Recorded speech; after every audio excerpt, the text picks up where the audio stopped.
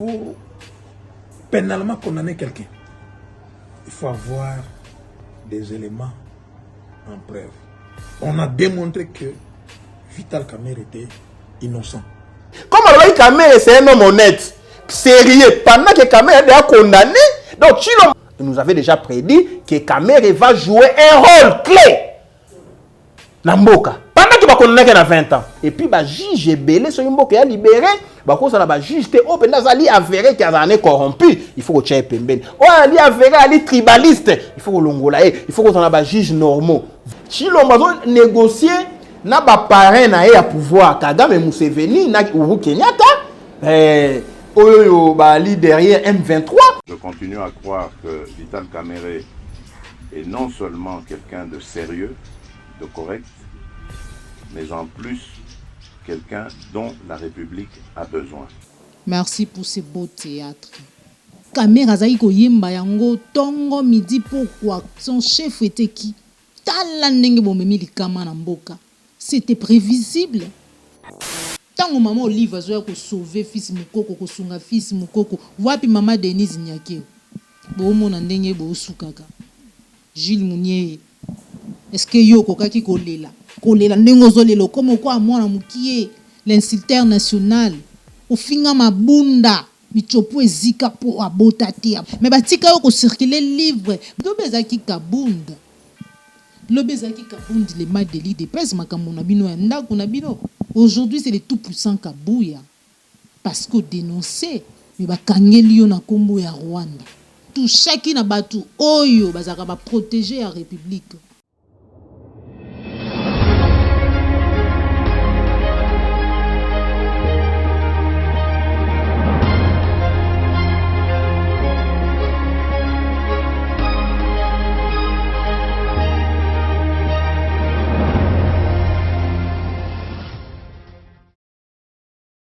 Bozali belé ba Kolo Congo bandeko balandi ya émission Vérité de tous côtés na kati ya Plus Clair Télévision, la chaîne de vérité, la chaîne qui vous informe en temps réel Lombote na bino.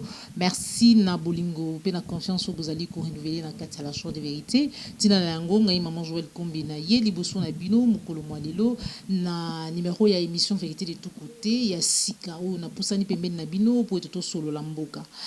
Na kati émission na biso mukolo mwalelo tukolobela mabi matali acquittement ya Vital Kamerhe, ancien directeur ya président de la République Félix Antoine Tshilombo Tshisekedi oyo azali acquitté suite soit par manque ya ba preuve parce que toyoka ka lolenge nini bazuzi basila ko ba ete détournement oyo bazalaki ko accuser ye bazalaki bongo détournement intellectuel. Après 20 ans il y a condamnation, 13 ans lelo acquittement. Que pensent les Congolais? Réaction ya mwana mboka Niko Maengele tokobosa na tete plusieurs fois.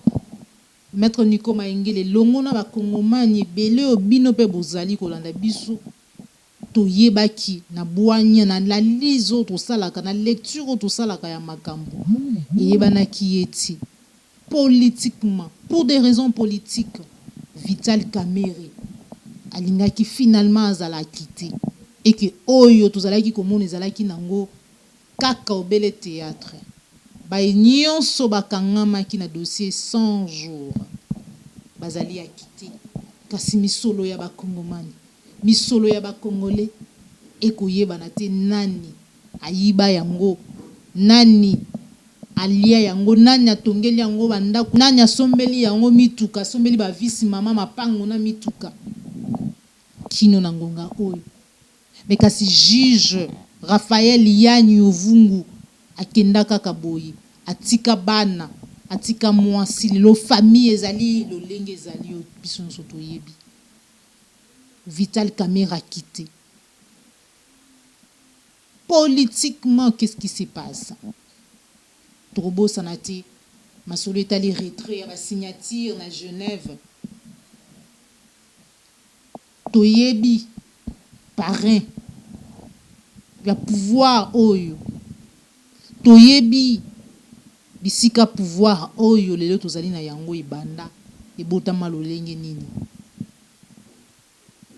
Wanezali ba réaction ba congolais belé bazali koloba na lobaka toujours chaque fois on a salaka émission na ngai liboso na bino na yaka kopesa makanisi na ngai na lobaka ete bozali pe na nzela ya kopesa makanisi na bino na nzela ya ba commentaire na bino totangaka yango ngana tangaka yango congolais mususu pa tangaka yango soki toyaka liboso na bino elingi oloba te ete po toyebi po boyebi mingi vous allez bien informer mais topesaka makanisi tokosolola tokozwa réaction ya ba congolais na nzela ya ba tweet mais kasi na micro ya Plus Star Télévision le maman Joël Kombo tokozwa maître Nico Maingele sur scénario oyo sur maignon sur le ligne ni singela ki etambola alobaki pe akoloba tokolobela pe lisusu maimatali situation sécuritaire ya partie est ya République démocratique du Congo nangonga o tozali kosolola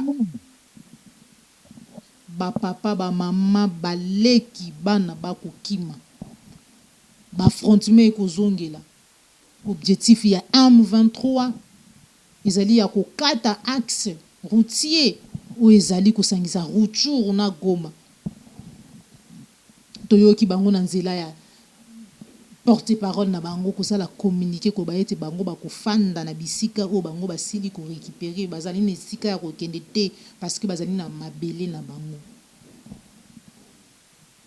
toyoki gouvernement le lengeni na ko boya alors que déjà basila ki ko signer alors que basili ko yokana ete force régionale tout pe armée régionale et yana kati ya mboka na biso armée lisusu occupation par MONUSCO na ba misusu bazalaka déjà ba kota ba mutualisation des forces ba biba lingité ba Rwanda bazala na kati ya armée régionale tout pe ya force régionale alors que ko bossa na kezali force régionale ça veut dire que ba pays nyonso wana ya ba état membre wana ya pays ya Afrique de l'Est esengé bango nyonso bazala est-ce que EAC eko yoka mbela wana tu eko yoka te mais est-ce que sengeli koluka toujours ko bengisa bapaya po ete baya komeka koluka ko trouver les bino kimia na kati ya mboka na biso et pourtant bomi bengi état souverain Kagame alobi ete aza loba na Félix Antoine Tshilombo Tshisekedi te akima ba responsabilité na yete ba problème interne ya République démocratique du Congo te na kolati sakai na koindex sakai assez à proposer ba piste de solution. Tomoni fils Mukoko gardien du temple bango mutu ba na pouvoir lelo après ko bela c'est maman Olive le mbinde mutu aye kozwa soin fils Mukoko patriote il dépêche Sogne la tabino nzoto arrestation à Gilles Mouniere lelo parce que atanga ki kombo ya aloba qui commis au message xénophobe alors que Gilles Mouniere a inquiété, a insulté tout le monde ici sauf personne. Régime IDPS état de droit Madden Nairobi ba ko tambisa yango na ndenge na bango nde tokoti na kati ya mama likambo bandeko balandi ya Plus Star Télévision tokozwana nos réactions ya avocat ya Vital Kamerhe en rapport na maimatali acquittement na ye pour manque de preuves. On se retrouve tout à l'heure. C'est la justice. Pourquoi? Puisque vous voyez, pour pénalement condamner quelqu'un, il faut avoir des éléments en preuve. Lorsque vous étiez les jours de l'audience, je crois que c'était le 2 juin, on était au fond de l'affaire, en posant des questions claires. S'il y a détournement, vous devez démontrer comment M. Kamerhe avait détourné.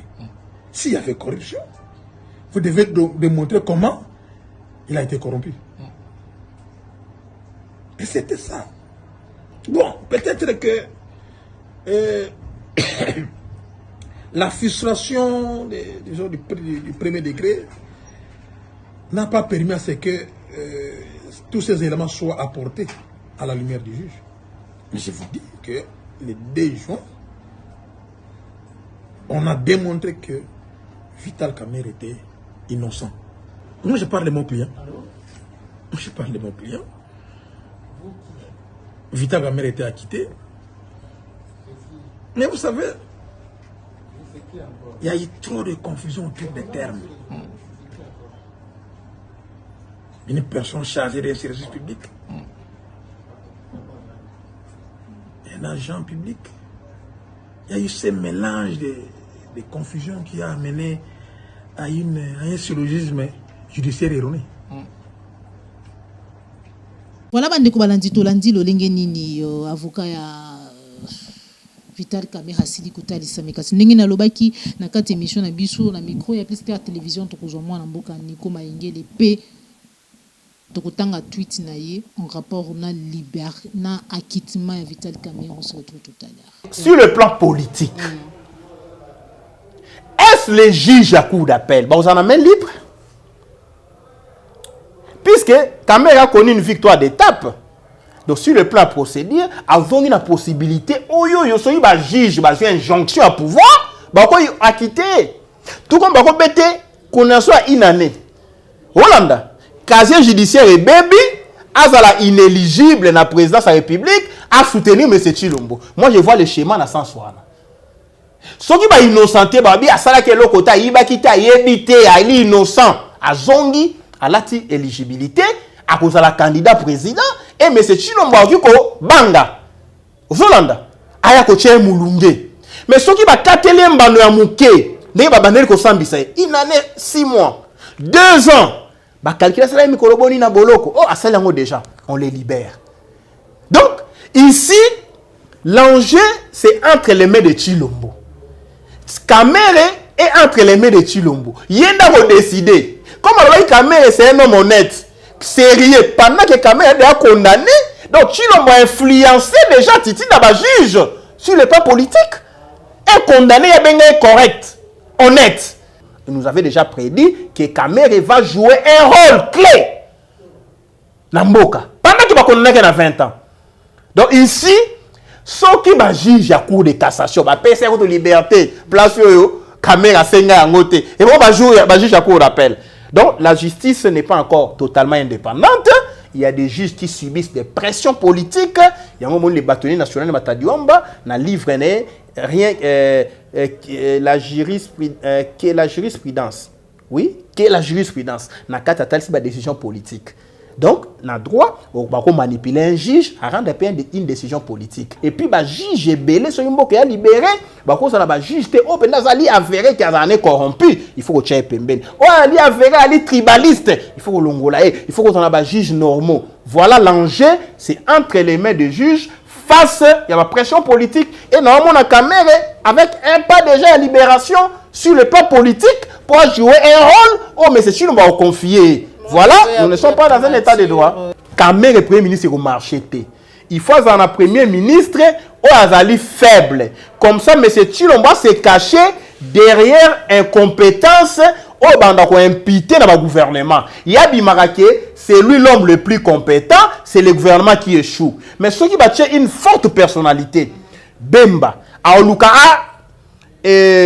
Atika, Print Nae. Donc un Premier ministre fort va effacer M. Tshilombo. Aujourd'hui, les décisions congolaises et na Kenya.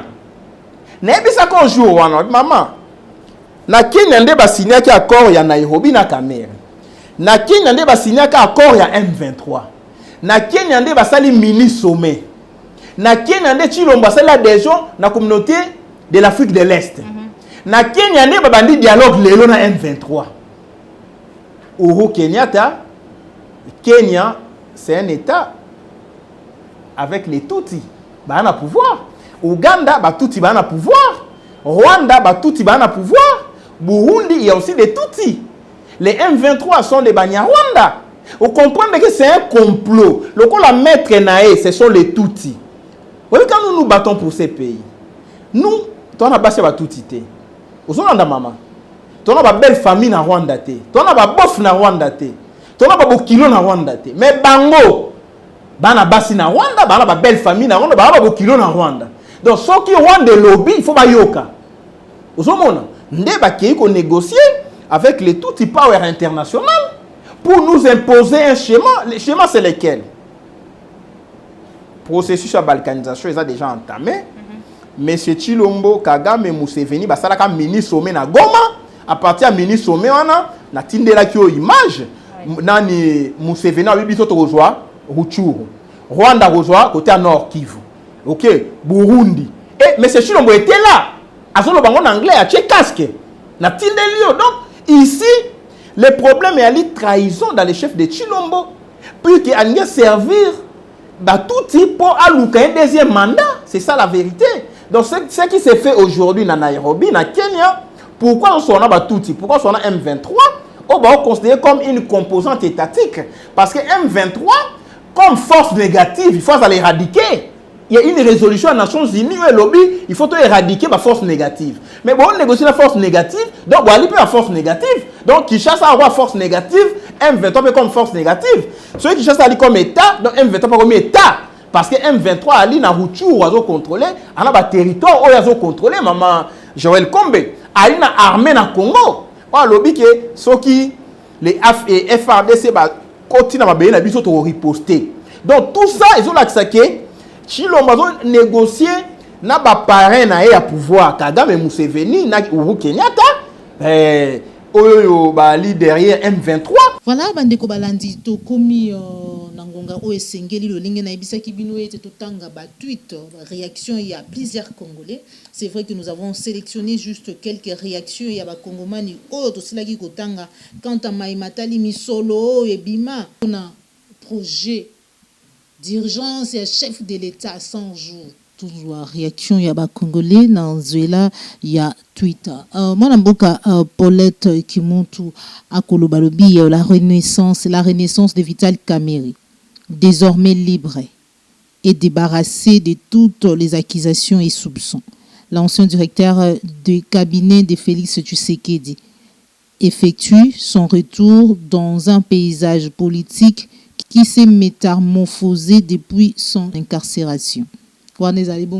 Réaction il y a Paulette Kimuntu, toujours réaction il y a Pero Louara, la seule victime de cette pièce de théâtre judiciaire orchestrée par les jouisseurs du chef du régime Tshilombo, qui ton esprit les hâte et l'empêche de dormir. Kamerhe a quitté. Tout ça pour ça, justice par terre. Pays par terre, IDPS par terre, qu'est-ce qui nous reste? Les chasseurs.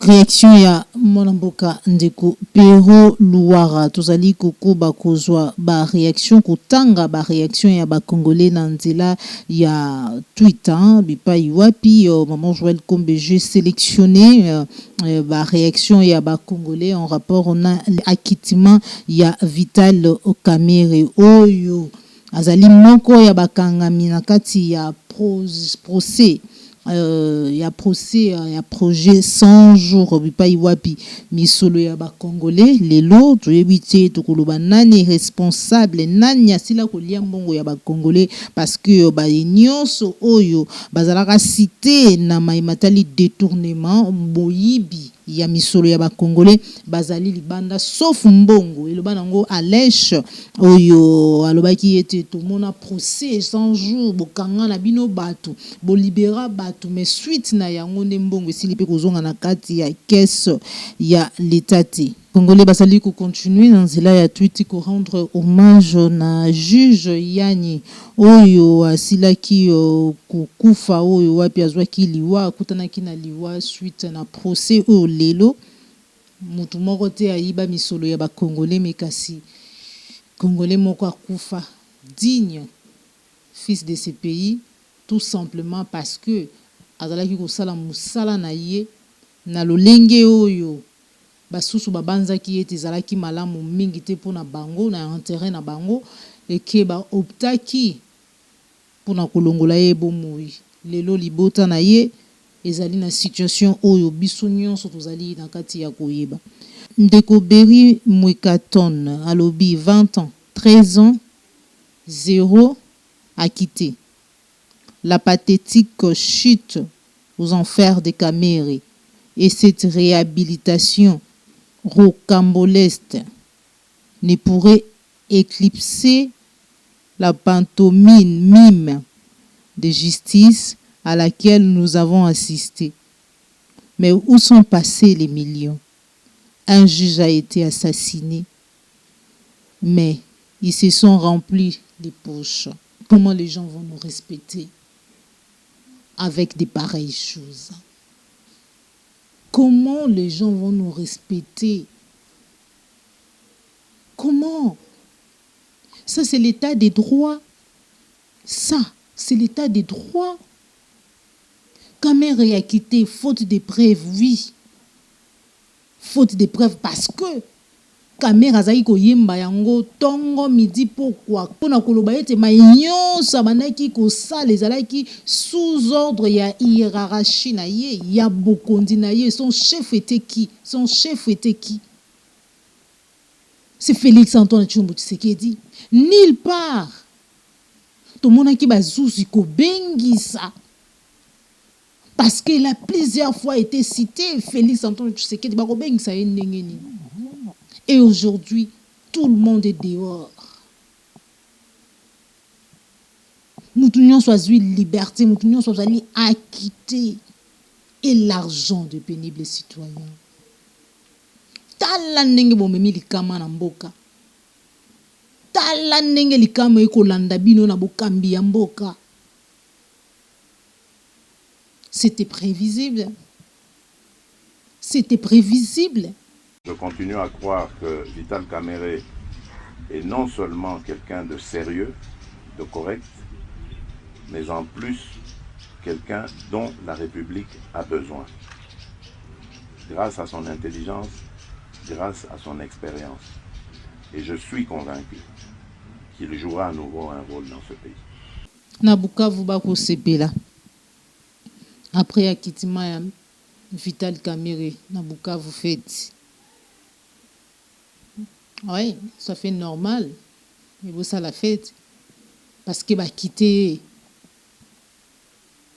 pour un manque de preuves.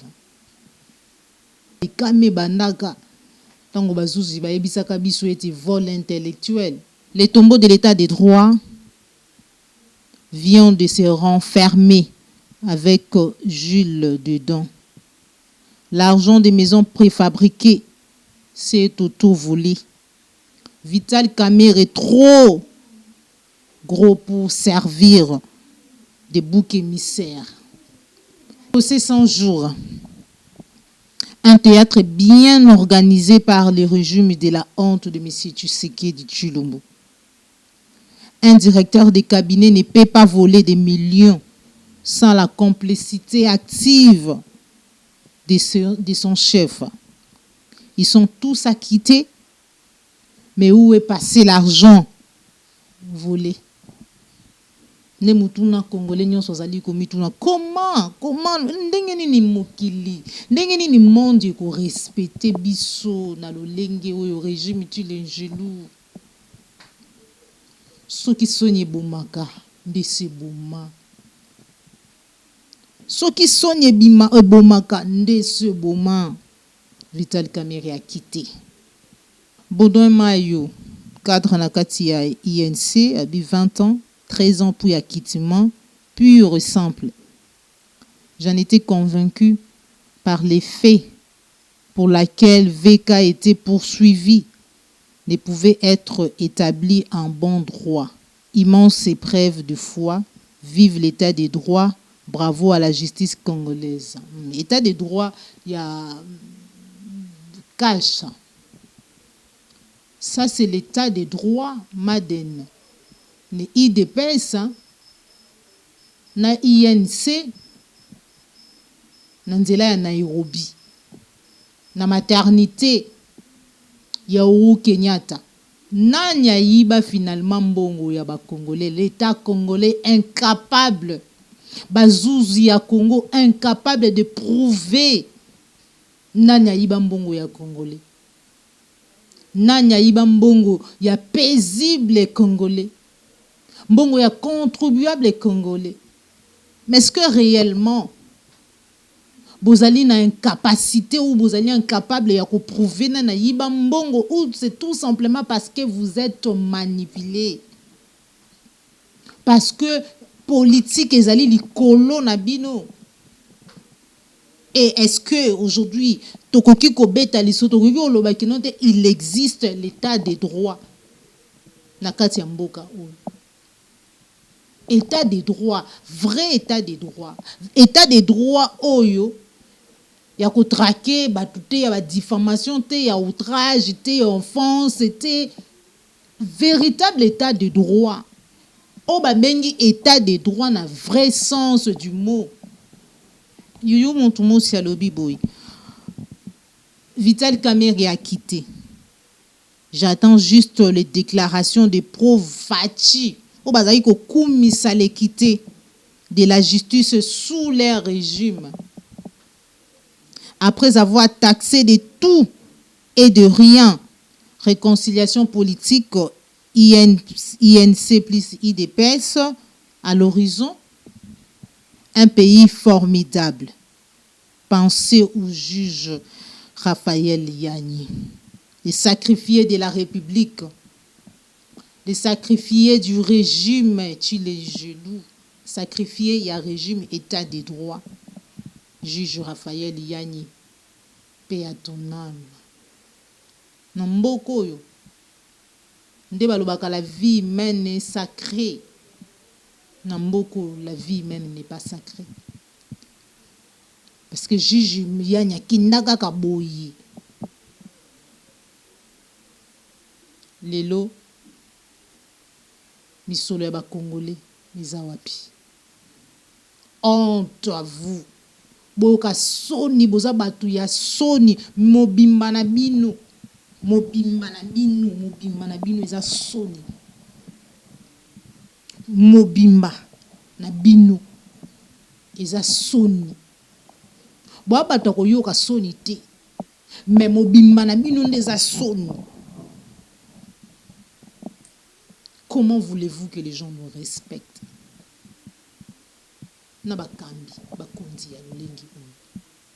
Alèche officiel, Alèche mbongo ya 100 jours et limwaki na mopepe. Circuler, il n'y a rien à voir. Au fait, eza mezate. Rappelez-vous de la théorie universelle de deux bonbons. Réaction, il y a Alèche officiel. Raphaël Yanyo Vungu, les sacrifiés de la République. Mes pensées les plus sincères et mes prières vont vers les enfants de ces juges sacrifiés de la République. Presse Penga Lobi Boye, je l'avais dit depuis 2021, Vital Kamerhe n'était qu'un exécutant du programme de 100 jours. Les concepteurs, c'est Félix.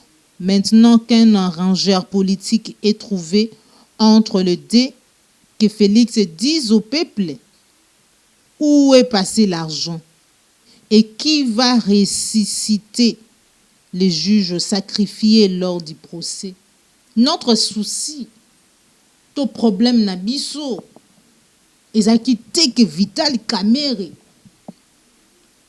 a qu'une de prison. To azalaka ka condamné, mais c'est qui a volé, qui a détourné, qui a volé. Pour ça, nabiso ezaki te que Kamerhe, Vital Kamerhe a qu'une na prison, azala condamné. Pour ça, nabiso ezalaki justice. Ba Congolais ba yeba nani oyo ayiba mbongo na bango. Ba Congolais ba yeba mbongo na bango ekenda wapi, nani coupable. Lelo wana coupable mon côté. Lelo mbongo pe etikala nango kozonga na kesi ya l'état te. Mais juge yanya kufa. Juge yanya tika bana lelo to yebite. So ikutu bana ya basoda ya mapinga o bazana parti est o bazo bunda o ba pesa bo moina bango pona mboka. O ba kendaka lelo bazongaka na ba situation to yebi ndenge bazalaka traité.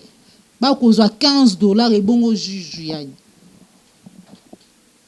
Posto daza ko yunganaka abo na Kinshasa na ba bar na ba terrasse ko sengaka 100 francs, 200 francs, 500 francs. Mais à mon ani kazali soda kenaki pona ko bunda pona ekolo ndazali na etawana de son vivant. Azali bien traité te bongo juge yani. bongo bana to libota ya juge yani soni elata bino nzoto bokoma soni. Jean-Lucien Boussa, je me réjouis de l'acquittement de Vital Kamerhe, un acteur dont les ressources politiques et intellectuelles sont des atouts dont le pays ne devrait pas s'en passer. Oui, boloba bongo parce que visionnaire, il y a union sacrée au bignon so bozali na kati ya sila koloba ya ete ça a été un homme honnête, un homme dont la République aura besoin de lui, lobby. Et aujourd'hui, Ngongango est coquité. Comme Bango Mibale Babimaka na maternité moko et tout, il devrait. Et Sengela qui? Bah, quitter. Procès 100 jours, qui est estimé bon, on a 304 millions de dollars. Au finish, tout le monde est innocent. Moutounion Sazali innocent. Aujourd'hui, on n'a que 4 sauts de moutons. Ou la réalisation palpable, 4 sauts de moutons. Écoutez combien. Suite à ma maison préfabriquée, ils ont dit merci pour ce beau théâtre. Bandeko Balandi, pour finir, situation sécuritaire et en Bokanabiso République démocratique du Congo, ils allaient toujours, comme d'habitude, pour faire couler beaucoup d'encre et salive. Nangonga Oto Zaliko Solo, là-bas, affrontement, ils allaient au Salama. Plusieurs sources, ils allaient indiquer que M23, où ils allaient soutenir par Rwanda, et Ouganda, où ils allaient servir bango derrière, n'attaque où ils allaient salama dernièrement, mais pas Iwapi, bazwa qui territoire ya Bunagana, et bazali ko se préparer pour lancer offensive mususu pour être bazwa, to peut pas récupérer le sous Rumangambo. Ba élément M23 bazali déjà signalé nangambu ya Kabaya na quelques kilomètres ya Rumangamba centre. Objectif na bango comme toujours ezali bongo ya couper to pe ya kokata axe routier o ezali ko relier Rutshuru bongo na Goma. Alors que awa bazali ko continuer ko dénoncer kaka ko dénoncer toyoki lolengeni ni congolais nyonso azali ko telemela o ezali bongo boye ya force to pe ya armée régionale bipai wapi toyebi ete na kati ya armée wana to pe ya force wana bae oyo bazali ko agresser biso bazali na kati toyoki gouvernement Patrick Muyaya na baoba ko kamba mboka yango na lulingi bazali ko kamba koloba ete ba kondima te to pe ba ko tika nzela te ete na kati ya lisanga wana ya force wana to pe ya armée wana ba mapinga ya Rwanda bazala na kati na ngonga oyo ba kotalisa biso déplacement ya population na zone ya Rumangambo oyo bazali kolongwa de plusieurs na Butu parce que ba affrontement et salamaki plusieurs civils bazali vraiment en déplacement zone wana comme déjà zone rouge parce que affrontement ezali ko salama na ngonga oyo tozali ko solola tokobosa na tete mikolo yuti koleka awa attaque muteko kosalama na Beni mardi na pokwa ya mardi bipai wapi ya 5 morts dont un bébé na kati ya bae oyo basila ki ko perdre bomoi. Chaque jour il y a des morts, chaque jour il y a des morts. Lino ya Lumumba bosa na pété ezali déjà na mabele ya Congo mais kasi tolandaki mwana moko ya Patrice Emery Lumumba héros national mwana ye ya Yambo koloba ete lino wana ezali ya tata na ete eke bandeko na ye misusu tomona ki na bilili na roi de Belge bazali corrompu mais kasi lino ba memeli biso na République démocratique du Congo misolo bimi ebele ezali lino ya nani batu ya soni lino obo memeli biso na République démocratique du Congo ezali ya nani tolandi Lambert Mende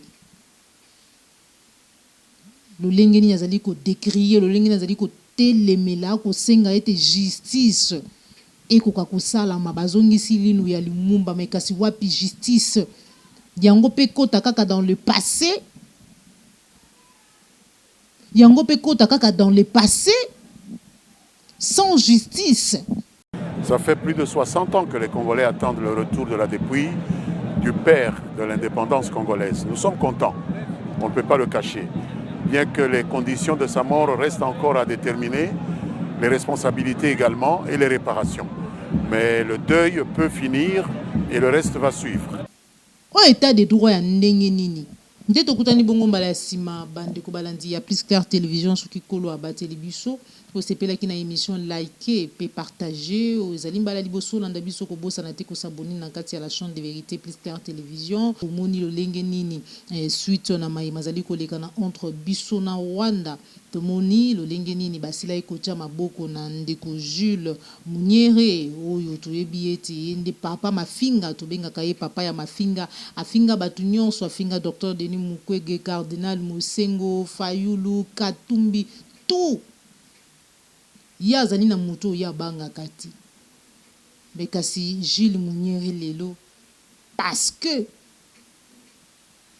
a tout chacun na batu oyo bazaka ba protéger la république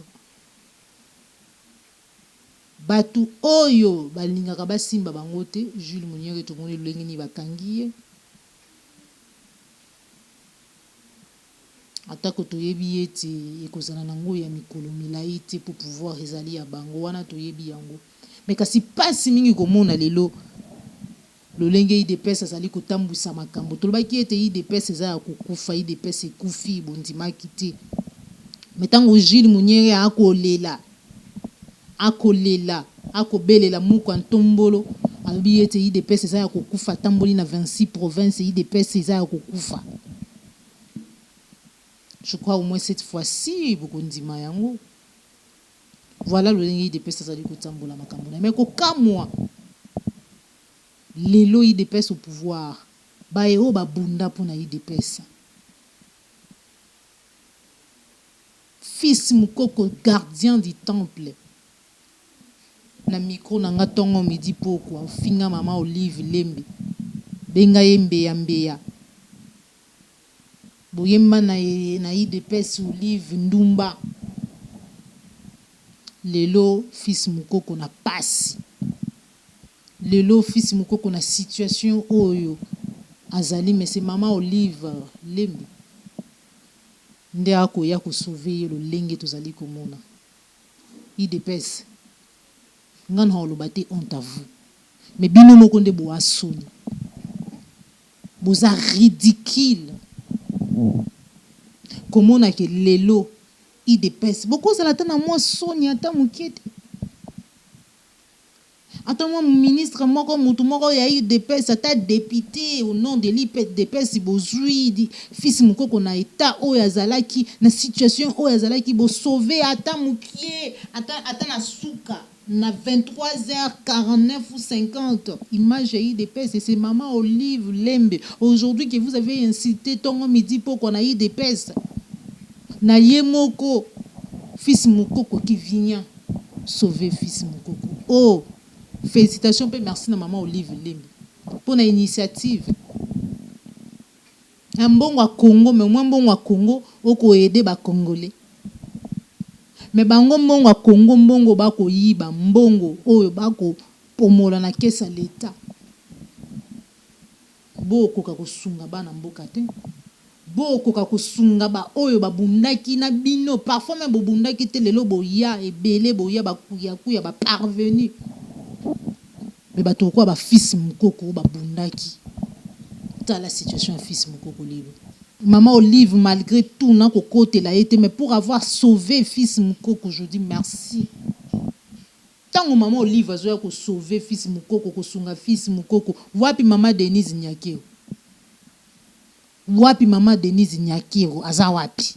Ape na fondation. Ye muto azali na bokambi, mobile ne muto azali na bokambi. Bino batu boko gérer mboka, boko kamba mboka. Pour anini kozala. Sonye memi binoti na niveau pourquoi Sonye comme ma binoti na niveau pourquoi Bo mona ndenge bo sukaka Jules Munyere est-ce que yo kokaki kolela ndengo zolelo comme quoi mwana mukie l'insulteur national ofinga mabunda michopo ezika po abota kati est-ce que ozana bano ozana mwasi ozaba ndeko basi Mais batika yo ko circuler livre Janine Mabunda oazalaka